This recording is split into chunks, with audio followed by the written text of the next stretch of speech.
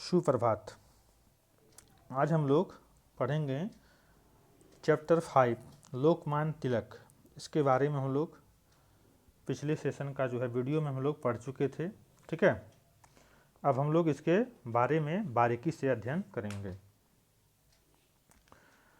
तो पहले दिन हम बताए थे कि उन्हें गणित के विषय में काफ़ी रुचि थी, तो पाठ का शुरुआत भी जो है गणित की कक्षा से ही किया गया है। तो उस समय जो है बाल गंगाधर तिलक या कहें लोकमान्य तिलक जो है बचपन के स्कूली दिनों का जो है वर्णन यहाँ किया गया कि जब वो स्कूल में पढ़ते थे तो जो गणित की कक्षा चल रही थी, अध्यापक महोदय ने बच्चों को गणित का एक प्रश्न हल करने के लिए कहा, है ना। मतलब जो स्कूल के टीचर थे गणित के, उन्होंने एक प्रश्न दिया हल करने के लिए। प्रश्न था, यदि 5 भेड़ें किसी मैदान की सारी घास 28 दिनों में चर सकती है तो 20 दिनों में उस मैदान को कितनी भेड़ें चर पाएगी। ये क्वेश्चन था कि मान लो कि 5 भेड़ें जो है किसी मैदान को जो 28 दिनों में चर जाता है तो 20 दिन में जो है वो कितना जो है वो चर लेगा, है ना, कितनी भेड़ें जो है वो चर पाएगी। तो जैसे ही गुरुजी ने जो है शिक्षक अध्यापक ने जो है सवाल को दिया, तुरंत जो है बाल गंगाधर तिलक ने जवाब दे दिया कि 7 भेड़ें गुरुजी। क्योंकि वो गणित को बहुत ही चाव से लगाव से पढ़ते थे, इसलिए उसे गणित के विषय पढ़ने में मज़ा भी आता था। तो कक्षा में से एक बच्चे की आवाज़ आई, तो उन्होंने जो आंसर दिया था, क्या दिया था कि 7 भेड़ें जो है वो चर जाएगी। तो अध्यापक थोड़ा चकित हो गए। क्यों? क्योंकि उन्होंने जो है जैसे ही प्रश्न लिखा तुरंत उत्तर आ गया, है ना। ये थोड़ा विस्मित करने वाली बात थी।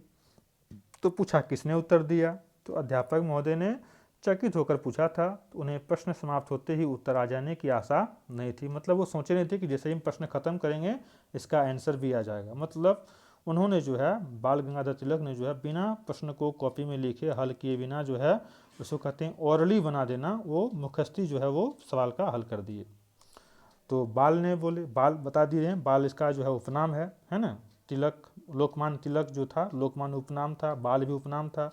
तो बाल ने कक्षा में कई स्वर उभरे, तो किसने दिया, तो सब कोई जो है जितने बच्चे थे सबने क्या बोला, बाल ने। बाल ने मतलब बाल गंगाधर तिलक ने। ठीक है, तो इतना सुनते ही अध्यापक महोदय ने बाल के समीप पहुंचकर उसकी कॉपी उठा ली। मतलब देखा कि कैसे बनाया है नहीं बनाया है, तो कॉपी उठा लिया उन्होंने जाके, है ना, अध्यापक ने। पर यह क्या, उसने कॉपी पर तो प्रश्न हल ही नहीं किया था। मतलब उन्होंने न प्रश्न लिखा था और न प्रश्न को हल किया था। उसने बोर्ड पर प्रश्न पढ़ा और बस तुरंत जो है उत्तर दे दिया। तो जब अध्यापक ने जाके कॉपी देखा तो कॉपी में उसको कोई आंसर नहीं मिला। तो उन्होंने उनसे पूछा, तुमने प्रश्न को कहाँ लिखकर हल किया है। तो अध्यापक ने पूछा कि तुमने इस प्रश्न को कहाँ लिखा और कैसे हल किया। तो बाल ने जो है शरारती अंदाज में अपनी उंगली से इशारा करते हुए बताया, क्योंकि ये बहुत नटखट भी थे, है ना।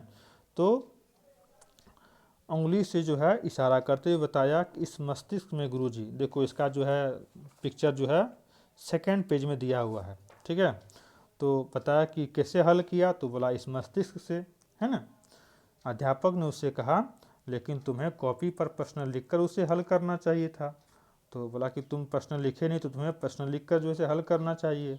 तो बाल जो है बड़ा आत्मविश्वास था, बड़ा तेज था, है ना। तो उन्होंने तुरंत जवाब दिया, आत्मविश्वास से, विश्वास से, दृढ़ता से जवाब दिया, पर गुरुजी जब मैं मौखिक रूप से हल कर सकता हूँ तो लिखने की क्या आवश्यकता है ना।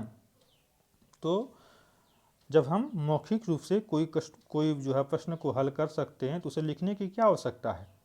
तो गुरुजी जो है अध्यापक महोदय ठीक है कहते हुए चले गए। ठीक है, तो आज हम लोग यहीं रहने देते हैं, इसके बारे में फिर हम लोग आगे जानेंगे। अभी हम लोग इतना समझ लिए कि जो है बाल गंगाधर तिलक जो थे वो गणित के विषय में रुचि रखते थे और गणित को बड़ा चाव से पढ़ते थे, है ना। अब हम लोग इसके बारे में अगली क्लास में चर्चा करेंगे। Thank you.